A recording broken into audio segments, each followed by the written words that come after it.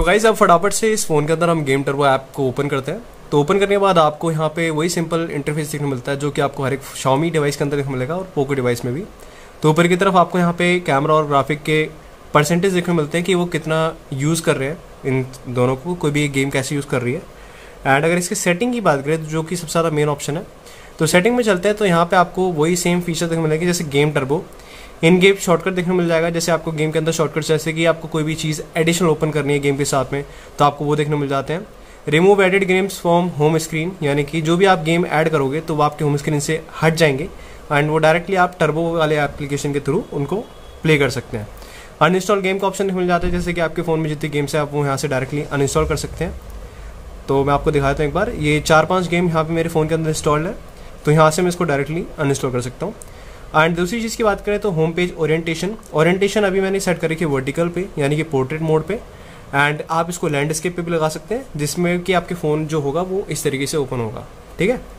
Home screen shortcut की बात करें तो आपका जो गेम टर्बो है वो आपका एक फीचर है फ़ोन का। ये बाय द वे कोई ऐप नहीं है या कोई भी ऐसी चीज़ नहीं है, अगर आप इसको सर्च करोगे ना मैनेज ऐप्स के अंदर तो आपका ये शो भी नहीं होगा।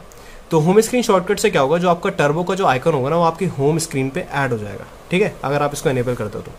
अब बात करते हैं इसके परफॉर्मेंस मोड की, optimise system performance for gaming. तो यहाँ पे वाईफाई ऑप्टिमाइजेशन आ रही है, जैसे रिड्यूस वाईफाई नेटवर्क डिले, तो यहाँ से इसको ऑन कर देते हैं। तो इससे क्या होगा, जैसे मान लो आप कोई भी ऐसी गेम खेलते हो जो कि नेट पे चलती है, यानी कि जैसे BGM है या कॉल ऑफ ड्यूटी या फ्री फायर, आजकल वैसे सारी गेम्स नेट वगैरह पे चलती हैं, तो उनका जो पिंग वगैरह है ना वो डाउन कर देता है automatically. And optimise touch control, यानी कि जो आपके टच गेस्चर वगैरह होंगे, जो इसको रिस्पॉन्स होगा ना, उसका रिस्पॉन्स टाइम होगा वो उसको कम कर देगा, मतलब बढ़ा देगा। जो उसका रिस्पॉन्स टाइम होगा वो बढ़ा देगा, उनको कम कर देगा, डिले वो कम कर देगा।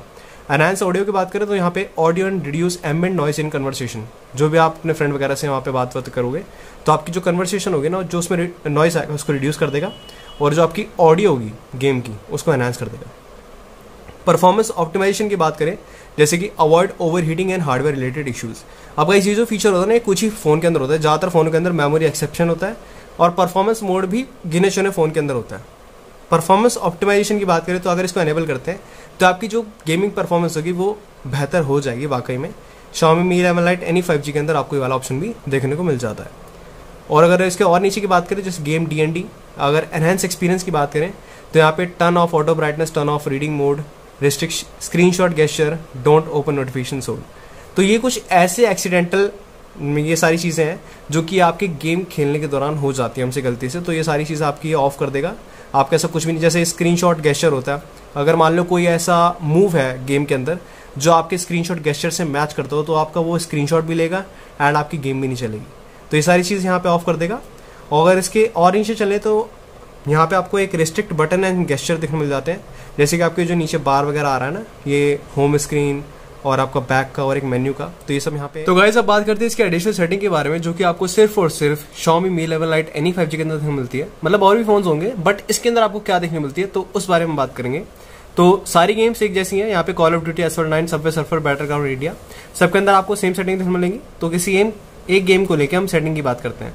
तो कॉल ऑफ ड्यूटी के अंदर जैसे हम यहाँ पे हमने क्लिक किया है तो अब यहाँ पे कॉल ऑफ ड्यूटी के अंदर टच कंट्रोल आपको सबसे पहले देखने मिलते हैं। जैसे यहाँ पे आप टच रिस्पॉन्स इसका सेट कर सकते हैं कि आपका टच रिस्पॉन्स यहाँ पे आपको क्या देखने मिलेगा, सेंसिटिविटी टू कंटिन्यूअस टैप्स, तो यहाँ पे आप ये भी सेट कर सकते हैं। Touch resistant area, reduce touch sensitivity near the edges to avoid trigger touch control, hold your device by the highlighted area to keep speakers uncovered।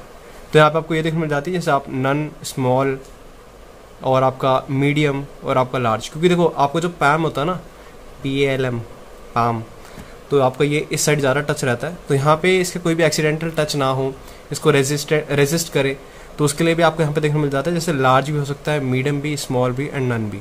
ठीक है, तो यहाँ पे हमने लार्ज सेट किया है। अब बात करते हैं इसके सबसे ज़्यादा मेन फीचर के बारे में, जो कि है इसका enhanced visuals, increase contrast and enhanced details for games. तो यहाँ पे ये जो बाय डिफॉल्ट लगा होता है वो आपका ओरिजिनल होता है एंड यहाँ पे आप मॉडरेट भी कर सकते हैं, स्ट्रॉन्ग भी कर सकते हैं एंड एक्सट्रीम भी कर सकते हैं। एक्सट्रीम में ये आपका हाइपर टेंशन निकालेगा आपका फ़ोन, यानी कि बिल्कुल हाईएस्ट ग्राफिक सेटिंग के अंदर आपका ये गेम प्ले होगी। तो उस चीज़ के लिए आप यहाँ पे एक्सट्रीम में जा सकते हैं अगर आप हाईएस्ट सेटिंग के अंदर गेम खेलना चाहते हैं तो ये थी सारी सेटिंग कि आपको एडिशनल सेटिंग के अंदर हर एक कैप के रिगार्डिंग यहाँ पे आपको क्या क्या देखने मिल जाता है। तो ये था इसका गेम टर्बो रिव्यू।